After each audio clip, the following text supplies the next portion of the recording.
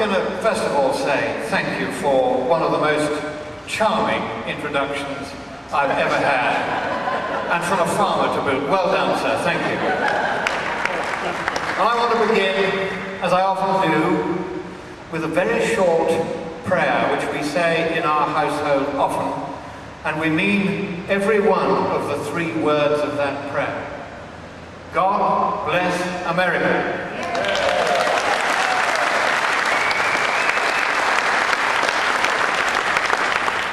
And it is a real honor to me. Oh, and this just in. You may have heard of the artist formerly known as Prince.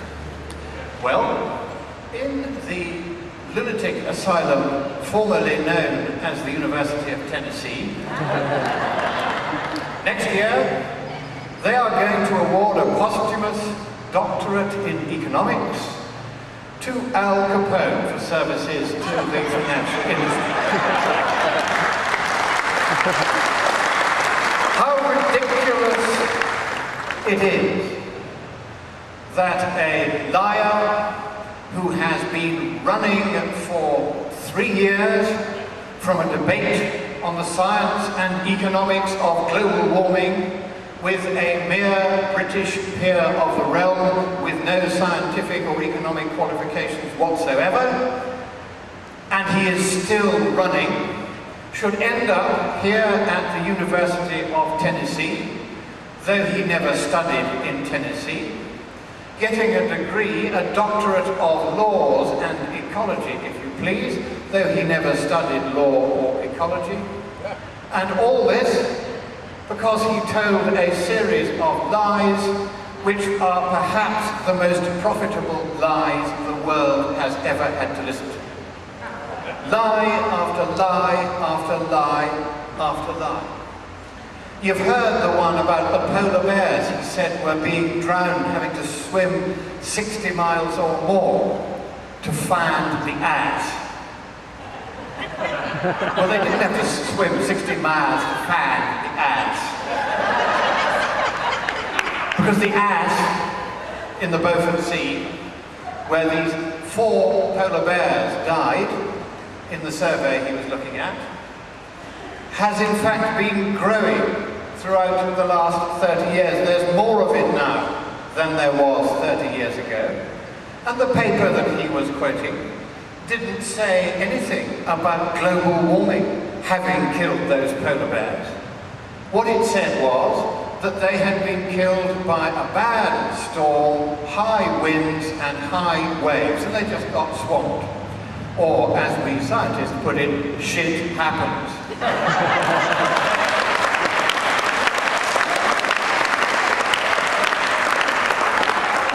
And the brave gentleman who came and said he would like to give us the consensus point of view, he somehow thought that the judge had found the movie broadly accurate. Well, yes, the judge did say that the film was broadly accurate in saying that CO2 causes warming, but not that it was going to cause a lot of warming, still less that it was going to cause a sea level rise of 20 feet imminently. In fact, the judge's exact words, which sum up his view not only on sea level, but on the entire movie, what he said was, the Armageddon scenario that he depicts is not based on any scientific view. Those are the judge's actual words. So if anybody tries to tell you that the judge thought Al Gore's movie was wonderful and fine, no, he didn't. That's why we won the case. That's why we got the British government on the other side of the case to pay us £250,000 in costs. And if we hadn't won the case, we couldn't have got the costs, could we? And what else did he say? He said 97% of scientists believe that humankind is causing dangerous global warming. He did not cite his reference. But I know where that particular figure came from. It came from a telephone survey of various carefully selected scientists. And the first question in that survey is, do you think the weather has got warmer over the last 100 years? Well, yes, it has got warmer over the last 100 years, and 97% of the scientists who were asked the question looked up the records, found that this was so, and said so. That's what 97% of them supported. There was no question of 97% of them saying they believed that CO2 was such a problem that it was going to cause dangerous, still less catastrophic or apocalyptic global warming. Those are the facts. So when you get people coming here and saying that they represent the consensus view, and they give you facts that are not facts, then what they are doing is they're acting as stand-ins for Al Gore himself, because that's what he does.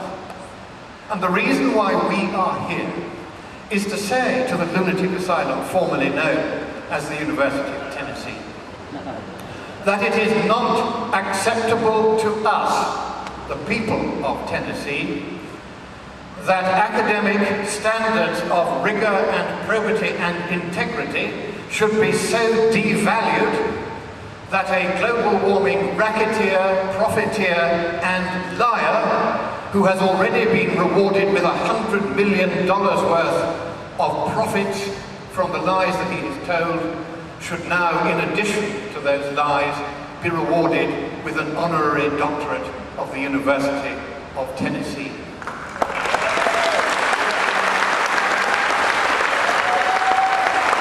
how right Mr. Nicely was to say that making that kind of an award is a shabby devaluation of the currency of academia, which is the awards that academia makes to those who, after years of diligent study, unlike Al Gore, earn a proper university degree.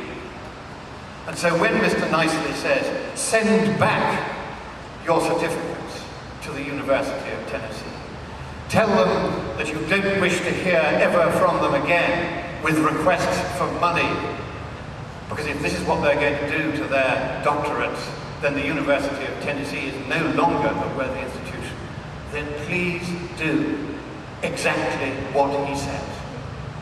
Send back your diplomas and tell them you never want to hear from the University of Tennessee again.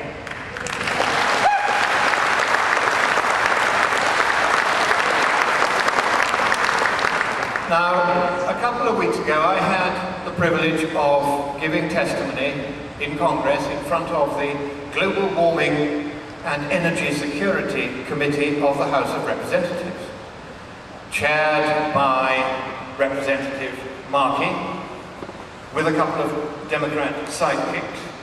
And I'm glad to say that I was invited to be the only witness for the minority there by Representative Jim Sensenbrenner of Wisconsin. And the reason I mention that is that what I'm going to do is to run through, very briefly, it's only a 5-minute testimony, the testimony that I gave to that committee.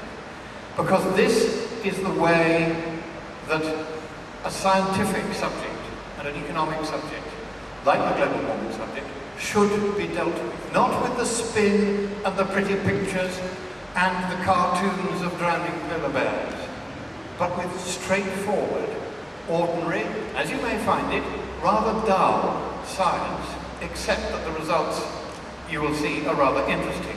Could we have the first slide, please?